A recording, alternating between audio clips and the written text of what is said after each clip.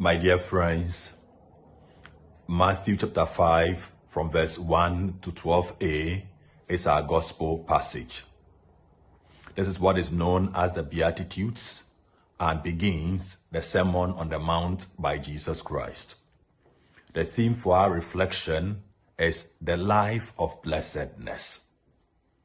Ordinarily, when we talk about a blessed life, we oftentimes look at it from the perspective of what one has been able to acquire materially. How rich a person is, the age of the person, the family the person belongs to, the number of children the person has and their accomplishments, the degrees one has acquired, the social status of the person, and so on and so forth. For a lot of us, if not all, this is what constitutes a blessed life, a life well lived.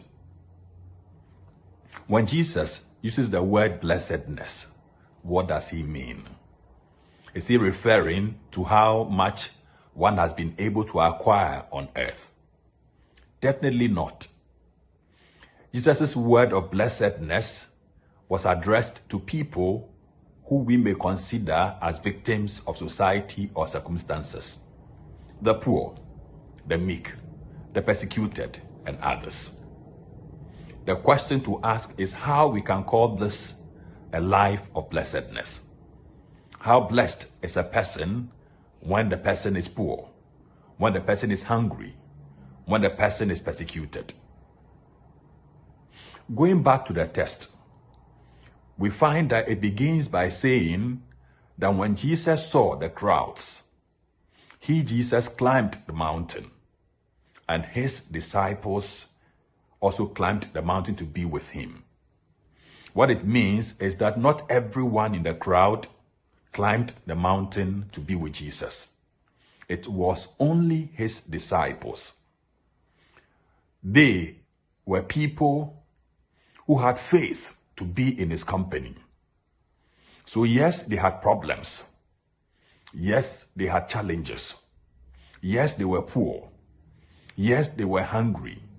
Yes, they were facing persecution and a whole lot of others. But they had faith in Jesus. And for them, the way forward was to be in the company of Jesus. So Jesus was the answer to their predicaments. In Jesus, there is fullness of life. So being in the company of Jesus on the mountain was the best way to go.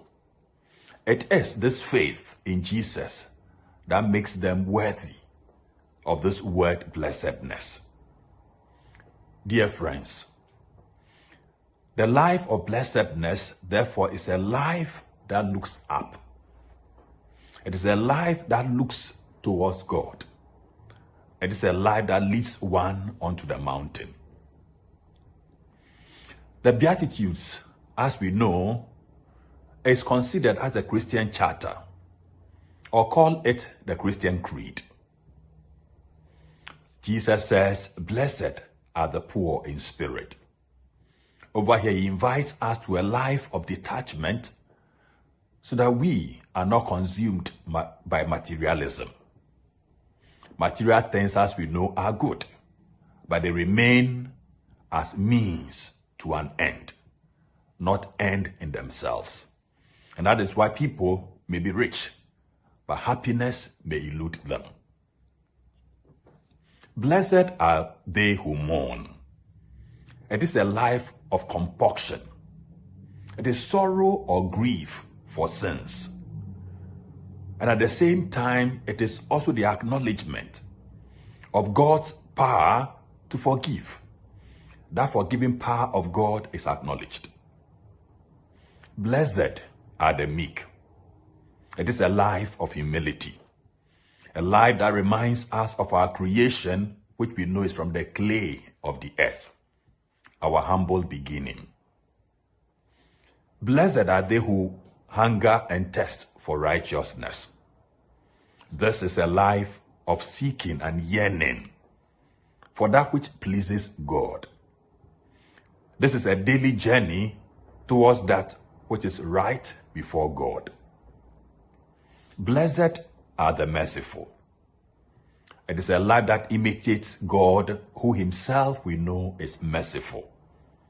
Just as he forgives us when we sin, the merciful also are those who are able to forgive others of their sins. Blessed are the pure in heart. It is a call to purity of heart. God we know is holy, and those who serve him must aim at purity, at holiness. Blessed the peacemakers. Jesus is the Prince of Peace. His followers, therefore, must be ambassadors of peace. This is the invitation that Jesus throws to us. Then blessed are those who are persecuted for the sake of righteousness. Living the Christian life, as we know, is not devoid or cannot be devoid of suffering. Suffering is part of the package. And anytime we experience persecution and we still live the Christian life, we are blessed. For us today, when life becomes very challenging, the cross of life seems unbearable, when suffering is unending, when faith is tested, when we are weighed down by afflictions on every side, in the midst of all these, our ability to remain disciples makes us blessed. To still be at the feet of our blessed Lord makes us blessed. Yes, the problems may still be there, but the faith and the hope that we have is what makes us blessed. This life of blessedness, my dear friends, is a serene and untouchable joy, which is not disturbed by external circumstances like sorrow, loss, pain, or grief. All these external events remain powerless in the face of a blessed soul. An example is the heartbreaking story of Horatio Spafford, the composer of the hymn, "It Is Well With My Soul." In the face of the loss of all the 4 daughters, he could say, "When sorrows like sea billows roll, whatever my lot, thou hast taught me to say, it is well with my soul." My dear friends, this is a classical example of a true life of blessedness. It is a life that looks up to God in the face of crisis. It is a life that does not give in to despair in the face of incessant troubles.